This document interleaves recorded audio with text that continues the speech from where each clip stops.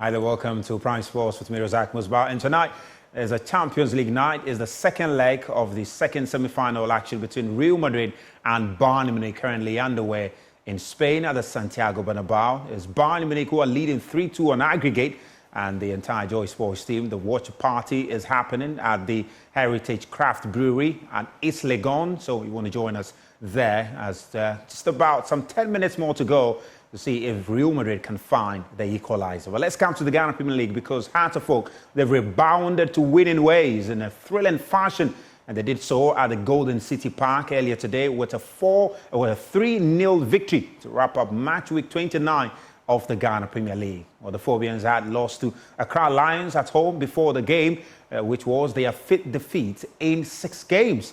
And the win comes as a big relief for Abubakar Ouattara's team, taking them to 12th on the Ghana Premier League table with 38 points now, 6 points away from the relegation zone. This is how the action unfolded at the Golden City Park.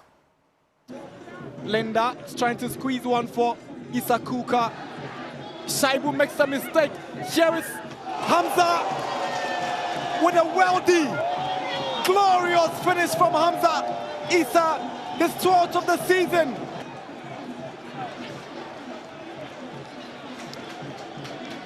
Shaibu makes the mistake.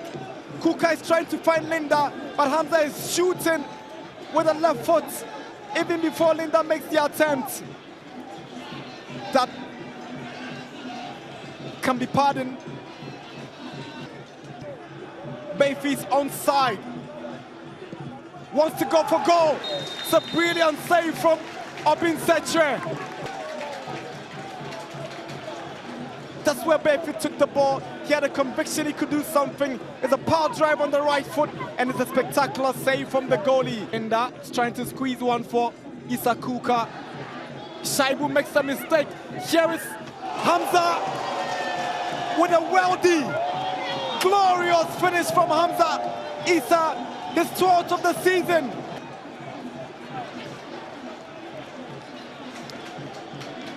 Shaibu makes the mistake. Kuka is trying to find Linda, but Hamza is shooting with a left foot even before Linda makes the attempt. That can be pardoned. Bayfi's onside. Wants to go for goal. It's a brilliant save from Obin Setre. Now Bayfi goes to Issa Kuka. It's a big chance, and Kuka hits the woodwork. Lovely play. Here's Haruna Shaibu. Amponsa gets back to Kosa. The Phobians on the move now. Linda stays onside. It's a big chance for the Phobians to make it 2-0. And Linda makes it 2-0 for Hearts of Oak at the Golden City Park in Breku. Right to the occasion. That is where the silence you. Hearts of Oak on the move to the second goal. Brilliant passing play. Linda all alone. He sees the goalkeeper making a move. He looks at the far corner and he makes it 2-0 for the Phobians. It's 4 goals for Linda in the season's Premier League.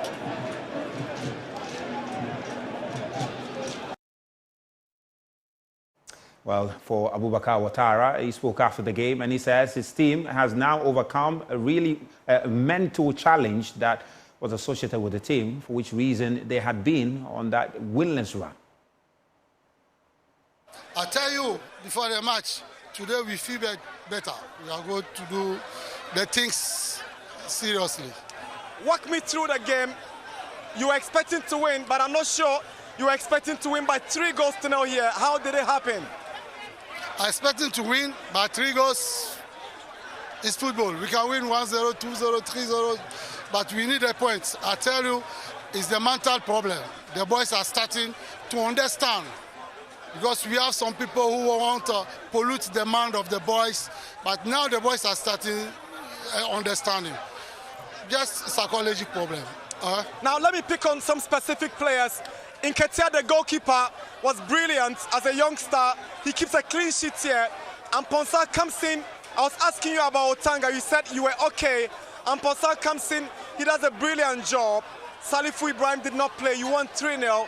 You must be excited that every player is giving you their best. We have the team. I don't talk about the individual. everybody can come. It's like army. If you are not there, somebody can replace you, no problem. We have the talent. We want to develop this talent to bring it at the level, potable level. We are coming from -1. Slowly we are coming. Well, there's 83 minutes played in that game between Real Madrid and Bayern Munich. And Bayern Munich are the ones who are cruising to the finals at Wembley. And it's on the 1st of July, or 1st of June at the Social Aviation Centre. That's where the entire football fraternity in Ghana will be viewing the game at the Hit FM Rep Your Jersey. Well, the Ghana quartet, the Ghana 4x100 relay team, qualified for the Olympics by winning the heat in the Bahamas World Relays. Well, after that impressive feat, Joysports, Tahiru Fencho caught up with the team on how they were able to achieve this feat and what to expect at the Paris Olympics coming up in some 80 days from now. Once again, congratulations on making it to back-to-back Olympic Games for Team Ghana in the 4x1 relay. Let's just have a brief chat through the race. After the events of yesterday, I'm interested, Joe, from your point of view, what was the conversation like between the guys after the events of Saturday? On Saturday, I mean, it was like an unfortunate situation, and we know stuff like that do happen in relays. So we just had to like mentally stay strong and accept the fact that that happened, and we had to come into the competition the next day to correct our wrongs and then make sure we get that qualification to Paris. Yeah. And obviously it happened between Isaac and Isaac. So I'm interested in Isaac, especially being relatively new to the team. Yeah. All of this must have been very new to him. What was the conversation you had with him in trying to encourage him and to keep his mind at the right place? We are happy that at least we have some experienced members on the team. Myself, Ben, and Sean, we've been on the relay for quite some time, so we had to just, try to talk to them to let them know that what happened it's something that could happen in any relay, and we had a good team, and we just had to believe in ourselves and forget about what happened on Saturday. So we just it was more of a mental battle, and within a few hours we were over it and ready for the next day. Yeah. And for you as well, I'm sure that all of you actually read what happens on social media, what people put out there. But obviously, having been in the scene for so long, you know how to react to that. Again, that conversation between the young guys and yourself, what was it like? Because they may not be used to that kind of thing. Yeah, I mean, before we got here, I'm in the same school with Isaac, so I told him, you have to have a bulletproof on if you want to be on this team, because a lot of people will come for you as soon as they get to know of your name. So just to have that mental toughness and everything, and unfortunately for us, we dropped the baton. There was no time to blame whoever that did it or anything. We just spoke to ourselves, let's go into the next round, let's qualify, and then let's go work on our mistakes. So that was just the conversation. He understood everything. I think he's mentally tough, and then he was able to do it yesterday. Also, could you, for those who might not understand, could you explain exactly what happened? Sometimes you don't see the full picture even on television replay. What exactly happened? I think we ourselves don't even really know what happened. I don't know how to describe it, but it's just weird. It was just a weird situation, but I mean, we got over it, and then we were able to qualify the next day. Isaac, what was your mentality after the incident, building up to yesterday? Because we'll talk about yesterday briefly, but what was the mindset after the events of Saturday? Yeah, I thank God like the Wi-Fi here is not working. Yeah, so like as we came, like I put my phone down, then I was able to get a good night's sleep. To be honest, I was able to get a good night's sleep. I didn't get a chance to go online to surf online, so I think that really didn't bother me because I believe in my team, and I know what happened. Like I can't imagine what happened. I thought we are almost through, but God being so good, He has the plan for us. He said Sunday for us. So whatever man will say, no one is God. Yeah. That crowd is very well. Let's talk to the Algasco man. Kuze, obviously after day one, things didn't go well, so now day two. And you had to set the team up, start the team up. And you did it brilliantly, very good split. What was it like every time you get into that block? What is going through your mind when you get into that block, thinking those few seconds before the gun goes off? What goes through my mind is I just have to make sure that I execute the race and run a good race. Even though before the race we have professionals in our mix. Someone like Jupo always talk to me about how to start a good race and even how to hold the baton on the blocks. That's what goes through my mind. Yeah. So even in the blocks, there's a way to hold the baton. Yeah, at first I don't know how to hold it. I don't know how to hold this thing. I'll hold the baton and hold the track. Yeah. That's a good one. I've never seen, I don't think in all my years of covering track, I've never seen somebody throw away the baton from the block. But it can happen under pressure. Yeah, it can happen under pressure. Obviously you started well, handed over to Isaac. Isaac, I'm going to come back to you. That back straight again, 9.13 was your split on that back straight. The back straight is the longest. It's about 120 meters. I mean, talk me through it. Once you took that baton, what was your race strategy like in executing that back straight?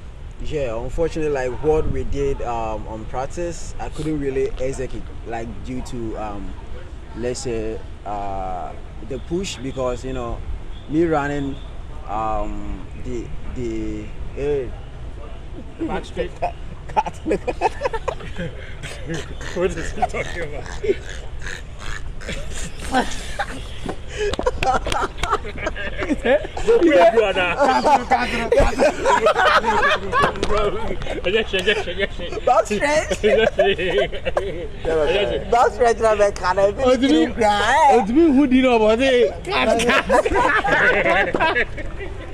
Oh, they come back straight. Yeah, they come like back straight.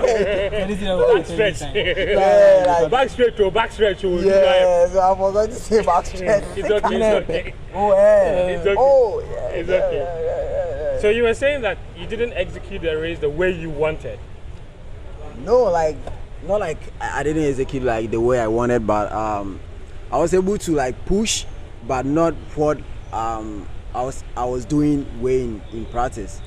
But I was able to like catch up because during the first round I was able to run like 9:07, so that split was really good, and coming in I was having that confidence that I can really go down. But we all being careful due to what happened like on the first heat. Yeah. As on that curve, the curve is very, very complicated to execute, and you are so used to the back straight. For all the years you've run in this relay team, I think this is probably the first time I've seen you on the curve. What was the decision behind that in the first place when the coach told you, look, we're putting you on the curve? Yeah, I think it's more of trying to put Isaac on where he's going to be comfortable and where we can make good use of him, and having to, be more. I've been comfortable running the 200 as well, so being able to be put on the third leg was okay for me. It was not anything I could say no to. Of course, it's a team sport, and I should be ready to run any leg when I'm asked to do so. So I took it as an opportunity for me and for me to help the team to be able to qualify for the Olympics. So it was not anything. How do I say it? New. Anything new? Yeah. That new to me, but I was able to do my best, and that's what I'm happy about. And brother, listen, 9:35 on that split was probably, in my opinion, where the race was won. The Nigerian that was following you did 9:57. The gap was so huge. And when you grab the baton on the bend and you see someone in the lead, what's that thinking like? It's just all about, trying to run as fast as you can, being in the lead, and of course we are working against the clock. So in the back of our heads, we want to run a really fast time. We're trying to run under 38, and of course I'm handing the baton to Joe. So of course I need to hurry up and then give it to him and then shoot the arrow. So somebody wanted to know whether it is stone catapult or an arrow? Because he said in Ghana we don't have. He says in Ghana we don't have arrow. We have stone catapult. So which one were you shooting? It's an arrow. It's an arrow. And sure, Joe, once you got that baton, I dare argue that there are very few people in world track events right now that could run you down in a home straight. Very few. And even for those, it's arguable. It depends on how much gap you have. Once you got that from Azar, did you know at that point it was game over? At the point you received it? Yeah. I knew it was game over because since we started running the relays, since 2019, and as the years came by, it's always been our goal to try to like get the baton in the lead on the final leg.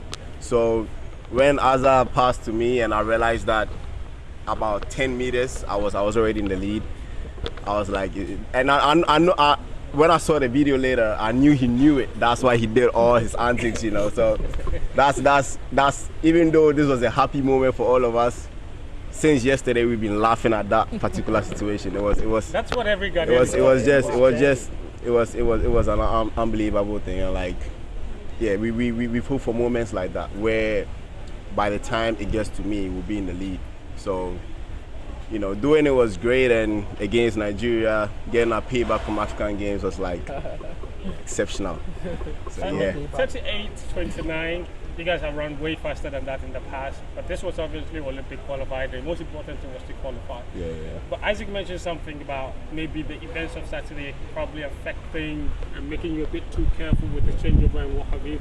Is that why you think the time might not have been faster? Do you think that played a part a little bit?